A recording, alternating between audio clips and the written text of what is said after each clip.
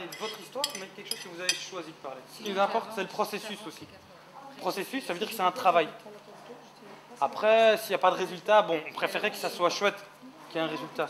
Nous aussi, on fait confiance aux gens en disant que tout le monde a quelque chose à raconter. Madame, par exemple, elle a envie de dire qu'il y a un chouette accueil ici, c'est important pour elle. Ah bah alors moi j'essaye d'aller un peu plus loin. Pourquoi c'est important, etc.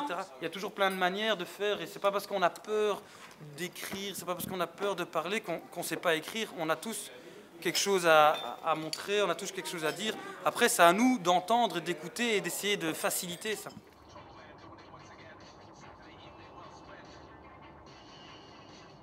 Du haut de ses 77 ans, ma grand-mère est une grande recycleuse, conséquence de la guerre, du besoin sûrement. J'ai grandi autour de ces objets qu'elle a elle-même recyclés. C'est une magicienne des objets en quelque sorte. C'est une mamie avant-gardiste, qui cherche à consommer le moins possible et à réutiliser ce que les gens jettent. Quand on est petit, on voit ces objets comme des simples banalités. C'est drôle parce qu'en grandissant, on se rend compte que ces banalités peuvent devenir tout ce qu'on veut, avec un peu d'imagination. Pour toutes ces raisons, j'admire ma grand-mère. Et vous, j'ai l'impression qu'on va d'abord travailler sur qu'est-ce que je veux dire, qu'est-ce que j'ai envie de raconter. Et après, comment est-ce qu'on va mettre ça en image. Je m'appelle Ben Younes Nassiri. Je suis né au Maroc pendant la Deuxième Guerre mondiale. Okay. C'était... Et ça fait combien de temps que tu viens à Biloba? Oh, Biloba, il y a à peu près 1 an et demi que je viens ici. Ouais. Parce que je ne connaissais pas avant, sinon... Alors, il y a... Ouais. Et tu vas continuer à venir? Ah oui, bien sûr. Ah oui, oui. Moi, je suis presque chaque jour ici. Il y a plusieurs cultures ici, enfin, ils sont là, mais on s'entend bien. Il y a des Turcs, des Marocains, des Belges, enfin, on s'entend, mais des Africains. Enfin, bon, on s'entend très bien. Oh, ouais. Ils font que ça, ils vont rechercher tous des endroits qui sont à l'abandon. Tu pourrais nous expliquer le principe de l'atelier? Pourquoi on fait cet atelier-là? Vous faites du bien. Surtout, comme ça, des choses qui sont déjà passées. Et alors, par exemple, moi, Monsieur Gaston, son histoire, et Madame, je ne sais pas comment il s'appelle déjà. Et Madame Massiana, son histoire, ben, je trouve que c'est très bien. C'est très bien des histoires qu'on peut raconter. Et j'espère qu'il y aura d'autres personnes qui vont raconter leur histoire. Moi, je suis dans le vidéo. Et en plus de ça, je cherche une fille que j'ai aimée. On est en train de la chercher. Et bien, je trouve ça très bien. Ça peut être marcher près de ces places, ça peut être dans le tram, et ça peut être la tente, hein, aussi, de la tente. Ah ouais, la tente. Hein, peut-être regarder les personnes, tiens, c'est peut-être... Là, le CA, là. Alors, voilà, il y a, ça c'est la place Madou. La place Madou, hein. La place Madou, et ça c'est les trams. Enfin, lui il parle des années 67. En 67, moi je me souviens que c'était ces trams-là. Ma douce Sylvia, je t'envoie cette lettre dans l'espoir que tu te reconnaîtras. En 1967, nous étions des jeunes et beaux. Un amour passion nous dévorait.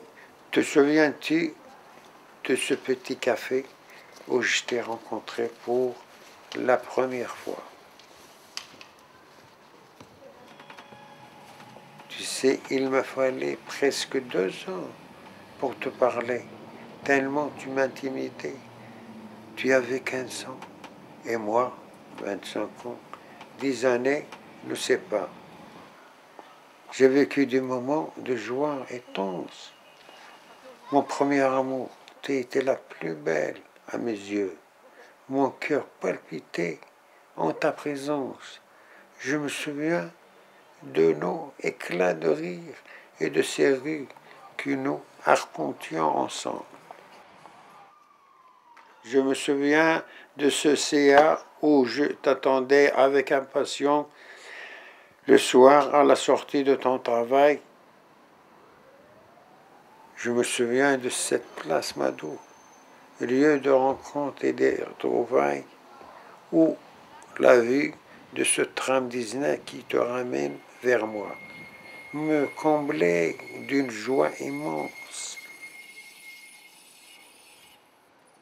Mais voilà, les circonstances de la vie n'ont pas voulu que nous concrétisions notre amour.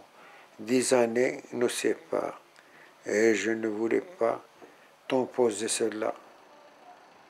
Je pense à toi, qui es devenu, tu es marié, tu es des enfants et des petits-enfants comme moi.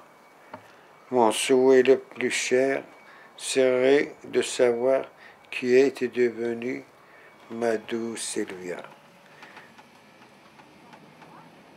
Ben Younes. Évidemment, là je passe parce qu'il y a des photos. Ça, c'est une photo qui a fait le tour du monde. Hein. Le moulin à vent avec la centrale atomique à l'arrière. C'est qui a pris la photo là? C'est moi qui ai pris toutes ces photos. Alors tu vois un cortège pour aller soutenir les personnes qui refusaient l'expropriation.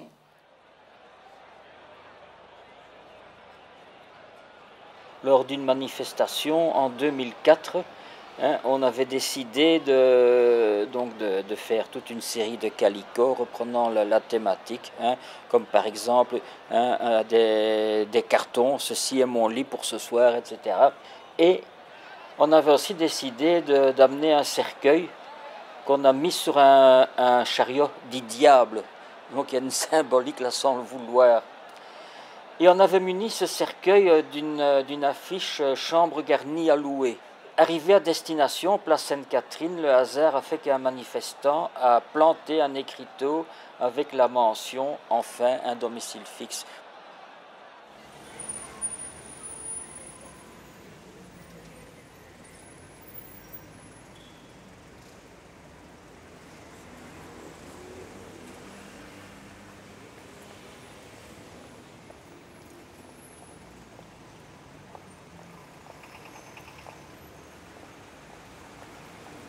C'est bon, on peut y aller?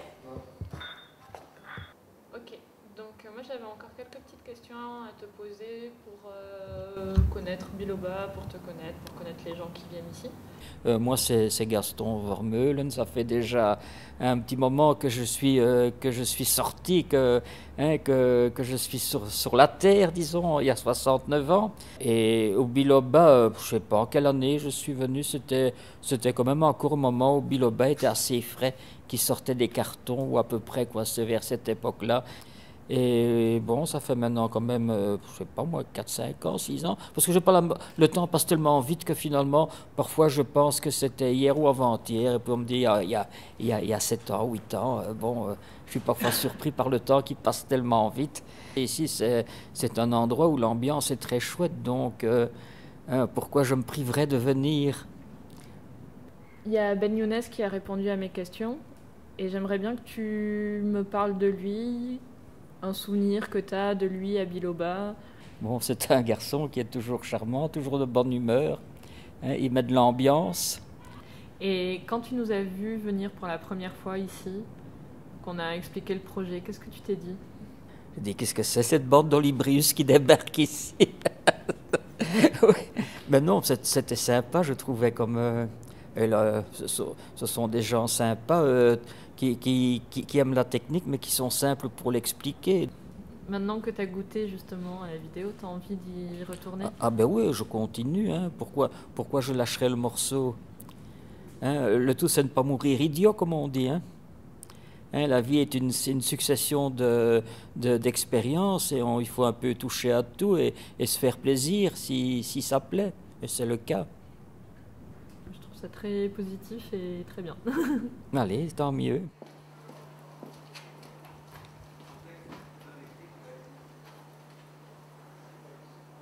Ah, ça, je peux dire que je ne manque pas de pas.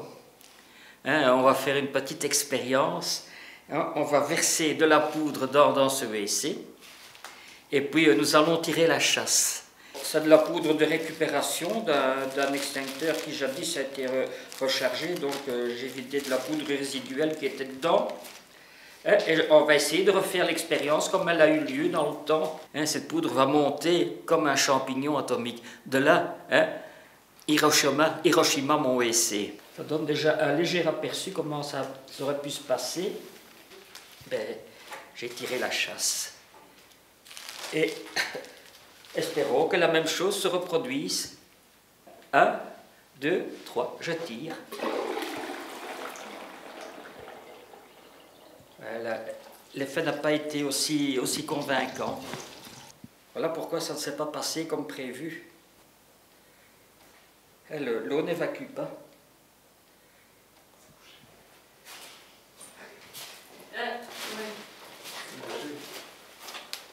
Le WC est bouché.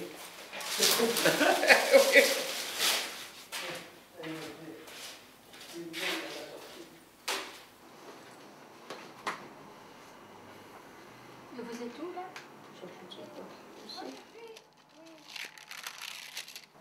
Avec mon petit frère. Je ne savais même plus que j'étais si riche en photo. Oui, mon papa, il travaillait au charbonnage. J'avais même pas 6 ans. J'étais en première année, donc je ne connaissais personne dans le village, ni à l'école. Un jour, à midi, donc vraiment tout au début du mois de septembre, je rentre chez moi pour manger à midi. Et je trouve mon papa seul à la maison. Moeder is er nog niet, zegt vader. Zij is naar enkele omliggende boerderijen om te proberen wat te eten te vinden. Beiden wachten. En wachten. Et attendait encore. Mais l'horloge n'attendait pas. En het kind moet met een lege maag terug naar school. Toute seule, 5 ans et demi. Tu te rends compte? Je viens à la cour et qu'est-ce que je vois là? Il n'y avait déjà plus personne. Het kind durft niet alleen naar binnen te gaan en gaat op een bank zitten in de brede gang. Het weet niet wat te doen en heeft zin om te huilen. Derrière, dans le couloir, il y avait 4 ou 5 marches qui montaient. Il y a une religieuse qui descend. Et je me rappelle très bien, elle avait un grand tablier blanc au-dessus de ses énormes jupes, parce que moi j'étais petite, hein, donc tout ça c'était énorme. Heel vriendelijk vraagt ze: "Ah wel, kleine meid, wat doet jij hier nog? Moet jij niet in de klas zijn?" De non reikt haar de hand en nodigt haar uit om met haar mee te komen. Les 4 ou 5 marches, le couloir, des marches qui descendaient, puis après des marches à monter. Door een deur in het tegenoverliggend gebouw. Weer een andere gang. In die gang staan er 2 stoelen. De zuster vraagt het kind even te gaan zitten en op haar te wachten. Het zal niet lang duren. Entre-temps, je me sentais déjà beaucoup mieux et j'avais confiance dans la sœur. Et elle revient avec 2 bonnes tartines. Alors elle me dit: "Hier kindje, eet die maar op en wacht dan op mij. Ik ben zo weer terug." Et il y avait quelque chose de rose entre, je ne sais pas ce que c'était du pâté, ou je ne sais pas, ou de la viande, ou même de la confiture, je n'en sais rien. Nooit voordien heeft het zoiets lekker gegeten. Als de zuster terugkomt, gaan ze samen de weg terug die ze gekomen zijn.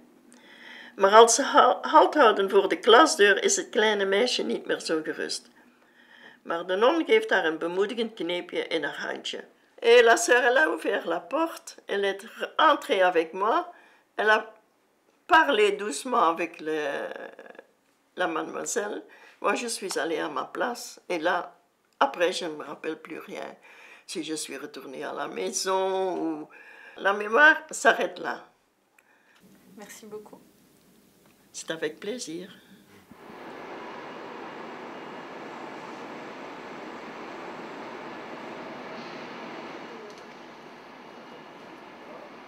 Je suis Adriana et je suis une simple ménagère, pas plus.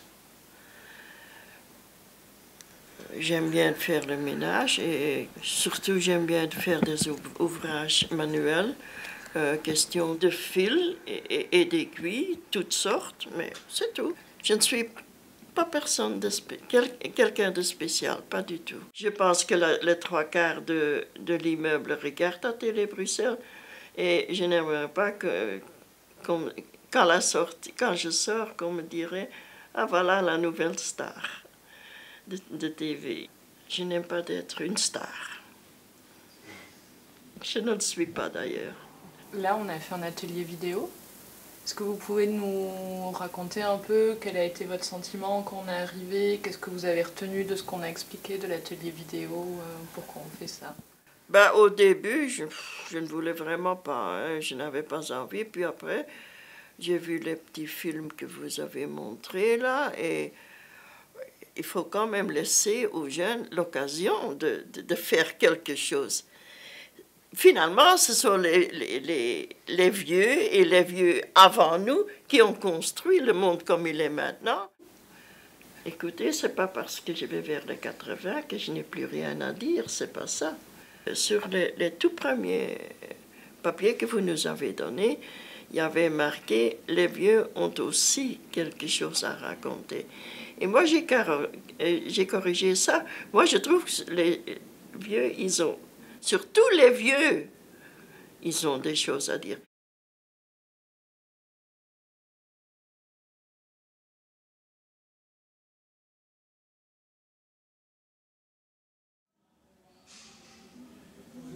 Qu'est-ce que tu dis, maman? Dis-moi. Dis-moi quelque chose. C'est maman? Oui. C'est maman, là? Oui. Et à côté, c'est qui? C'est toi. Et juste à côté de moi, c'est qui? À côté de moi, c'est qui la dame avec des lunettes? Eh bien, c'est maman. C'est Ada. Oui, c'est Ada.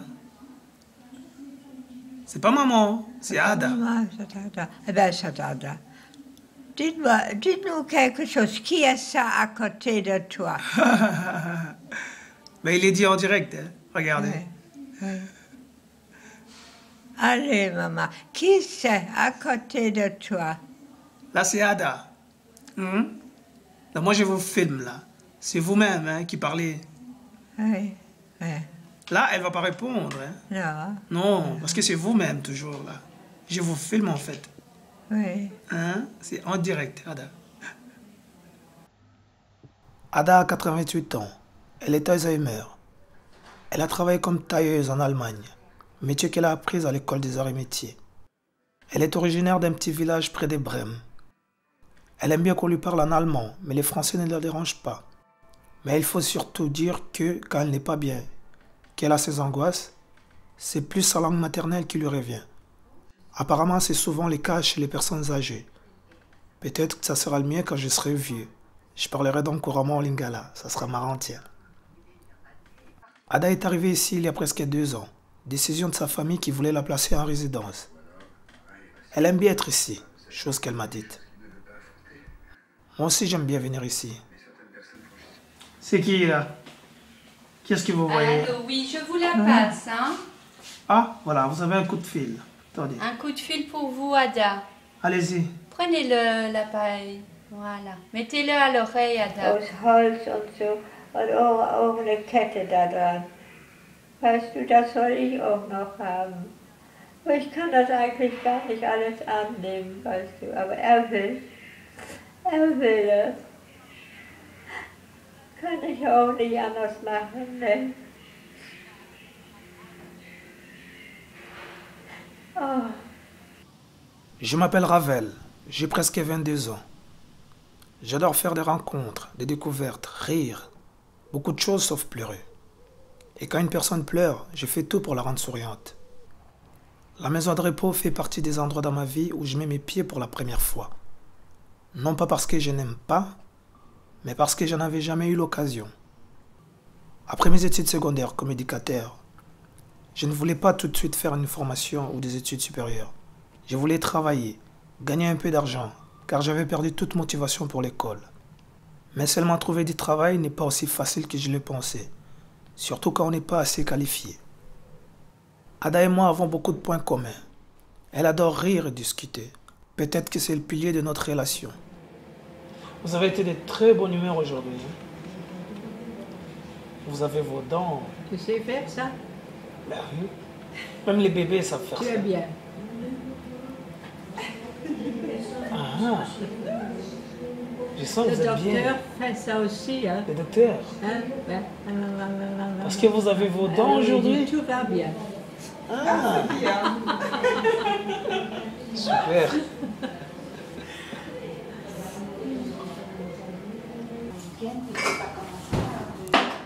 Comme ça, j'ai chanté à toutes les mamans.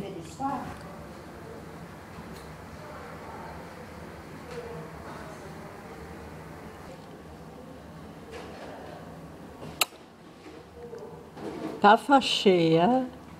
Moi, je t'aime. Dans sa jeunesse, Ada aimait bien se parfumer, mais aussi séduire. Elle n'aimait pas les hommes trop dragueurs, trop tactiles, qui abordent trop vite les femmes. Son dernier mari s'appelait Arthur. Elle me parle souvent de lui et de ses deux métiers, tapissier et jardinier. Elle travaillait parfois avec lui pour faire les ménages, la cuisine. Elle adorait danser et chanter. D'ailleurs, elle chantait beaucoup avec son grand-père et ses tantes, qui, elles, chantaient à la chorale. Elle n'a pas eu d'enfants, mais elle les aime beaucoup.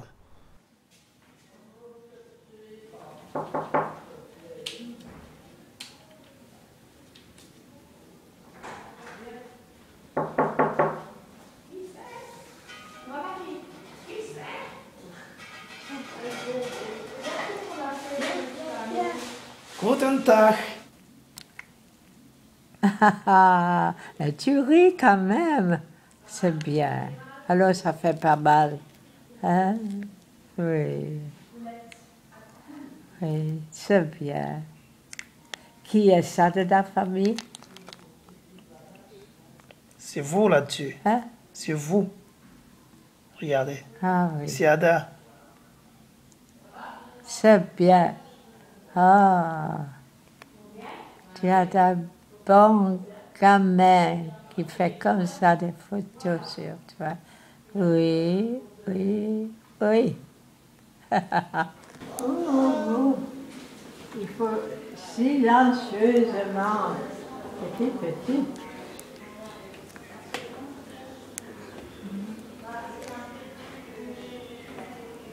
Non. Tu crois?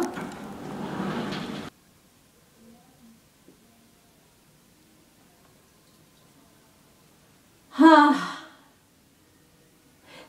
Moi, ce que je veux chercher un autre pantalon pour lui. Ceci, il est un peu juste.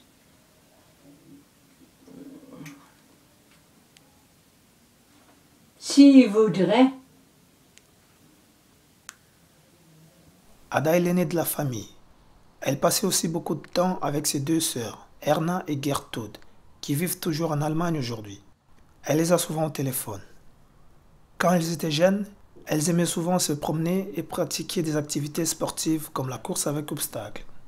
Sa démence ne lui permet plus de se souvenir de quand elle est arrivée en Belgique. Mais elle me parle souvent de la Bobonne, la dame qui l'a accueillie à son arrivée et chez qui elle a logé durant plusieurs années.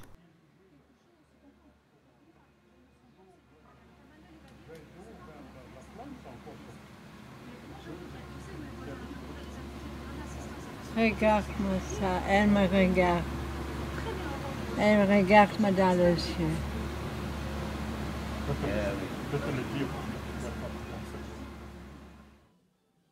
Maintenant que mon volontariat est fini, j'ai pris la décision de retourner à l'école pour faire des études d'infirmier.